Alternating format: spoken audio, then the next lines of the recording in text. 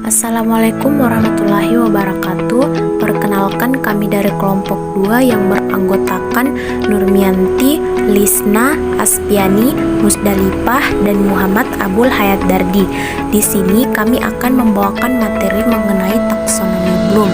Materi awal akan dibawakan oleh Nurmianti, materi kedua oleh Musdalifah, materi ketiga oleh Aspiani, materi keempat oleh Muhammad Abul Hayat Dardi, dan materi terakhir oleh Lisna.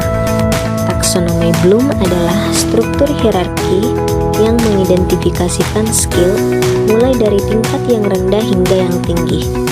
Sejarah taksonomi Bloom bermula ketika awal tahun 1950-an dalam konferensi Asosiasi Psikolog Amerika. Bloom dan kawan-kawan mengemukakan bahwa dari evaluasi hasil belajar yang banyak disusun di sekolah, ternyata persentase terbanyak butir soal yang diajukan hanya meminta siswa untuk mengutarakan hafalan mereka. Konferensi tersebut merupakan lanjutan dari konferensi yang dilakukan pada tahun 1948. Selanjutnya, taksonomi Bloom dibagi dalam 3 ranah. Yang pertama yaitu ranah kognitif, dan yang kedua ranah afektif, dan yang ketiga yaitu ranah psikomotorik. Nah, ranah yang pertama yaitu ranah kognitif atau cognitive domain yang berisi perilaku-perilaku yang menekankan aspek intelektual seperti pengetahuan, pengertian, dan keterampilan berpikir. Kemudian yang kedua yaitu ranah afektif atau affective domain, berisi perilaku-perilaku yang menekankan aspek perasaan dan emosi seperti minat, sikap, apresiasi, dan cara penyesuaian diri. Kemudian yang ketiga yaitu ranah psikomotorik atau psikomotor domain, berisi perilaku-perilaku yang menekankan aspek keterampilan motorik seperti tulisan tangan, mengetik, berenang, dan mengoperasikan mesin. Nah, selanjutnya yaitu proses berpikir ranah kognitif. Di sini ada 6 proses berpikir ranah kognitif. Yang pertama, pengetahuan atau knowledge. Apa itu?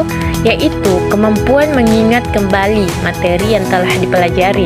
Misalnya, pengetahuan tentang istilah, pengetahuan tentang fakta khusus, pengetahuan tentang konvensi, pengetahuan tentang kecenderungan dan urutan, pengetahuan tentang klasifikasi dan kategori, pengetahuan tentang kriteria, dan pengetahuan tentang metodologi. Yang kedua yaitu pemahaman atau comprehension, yaitu kemampuan memahami materi tertentu, dapat dalam bentuk translasi atau mengubah dari satu bentuk ke bentuk yang lain, dapat pula dalam bentuk interpretasi, yaitu menjelaskan atau merangkum materi, dan ekstrapolasi, yaitu memperpanjang atau memperluas arti atau memaknai data. Yang ketiga yaitu penerapan atau application, yaitu kemampuan untuk menerapkan informasi dalam situasi nyata atau kemampuan menggunakan konsep dalam praktek atau situasi yang baru. Yang keempat yaitu analisa atau analisis, yaitu kemampuan menguraikan suatu materi menjadi bagian-bagiannya. Kemampuan menganalisis dapat berupa analisis elemen, yaitu mengidentifikasi bagian-bagian materi, analisis hubungan, yaitu mengidentifikasi hubungan, dan analisis pengorganisasian prinsip, yaitu mengidentifikasi pengorganisasian atau organisasi. Yang kelima yaitu sintesis, yaitu kemampuan untuk memproduksi dapat berupa memproduksi komunikasi yang unik, memproduksi rencana atau kegiatan yang utuh, dan menghasilkan atau memproduksi seperangkat hubungan abstrak. Dan yang terakhir yaitu evaluasi. Evaluasi ini yaitu kemampuan menilai manfaat suatu benda atau hal untuk tujuan tertentu berdasarkan kriteria yang jelas. Evaluasi menurut Bloom yaitu penilaian atau evaluasi berdasarkan bukti internal dan evaluasi berdasarkan bukti eksternal. Nah, yang selanjutnya yaitu bentuk perilaku pada ranah afektif yang terbagi atas 5. Yang pertama, penerimaan, yaitu kemampuan memperhatikan dan memberikan respon terhadap stimulasi yang tepat. Penerimaan merupakan tingkat hasil belajar terendah dalam domain afektif dan kemampuan untuk menunjukkan atensi dan penghargaan terhadap orang lain. Yang kedua, responsif, yaitu kemampuan berpartisipasi aktif dalam pembelajaran dan selalu termotivasi untuk segera bereaksi dan mengambil tindakan atas suatu kejadian. Yang ketiga, nilai yang dianggap mengacu kepada nilai atau pentingnya kita menterikatkan diri kepada objek atau kejadian tertentu dengan reaksi-reaksi seperti menerima, menolak, atau tidak menghiraukan.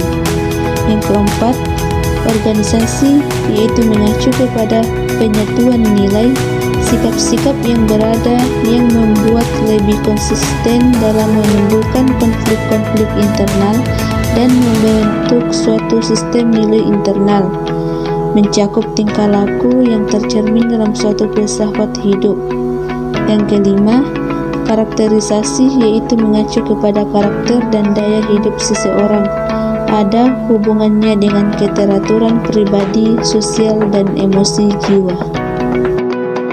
Yang terakhir yaitu kategori pada ranah psikomotorik. Yang pertama, peniruan, yaitu ketika siswa mengamati suatu gerakan dan mulai memberi respon serupa dengan yang diamati. Yang kedua, manipulasi, yaitu menekankan perkembangan kemampuan mengikuti pengarahan, penampilan, gerakan-gerakan pilihan yang menetapkan suatu penampilan melalui latihan. Yang ketiga, ketetapan, yaitu respon-respon lebih terkoreksi dan kesalahan-kesalahan dibatasi sampai pada tingkat minimum. Yang keempat, artikulasi, menekankan koordinasi suatu rangkaian gerakan dengan membuat urutan yang tepat dan mencapai yang diharapkan atau konsistensi internal di antara gerakan-gerakan yang berbeda.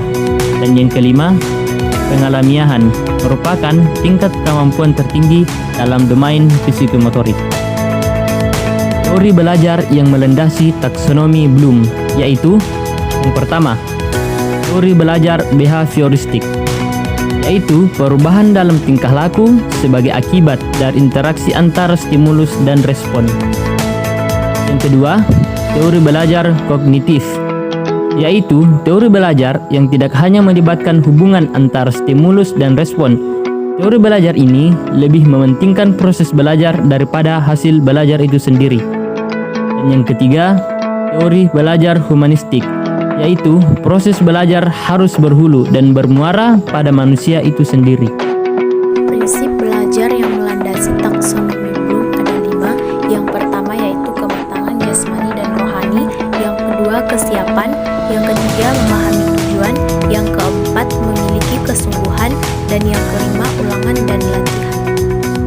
Perbedaan taksonomi Bloom sebelum dan setelah revisi. Sebelum revisi terdiri dari pengetahuan, pemahaman, penerapan, analisis, sintesis, dan evaluasi. Setelah revisi terdiri dari mengingat, memahami, mengaplikasikan, menganalisis, mengevaluasi, dan mencipta. Itulah tadi pemaparan materi dari kelompok kami. Lebih dan kurangnya mohon dimaafkan dan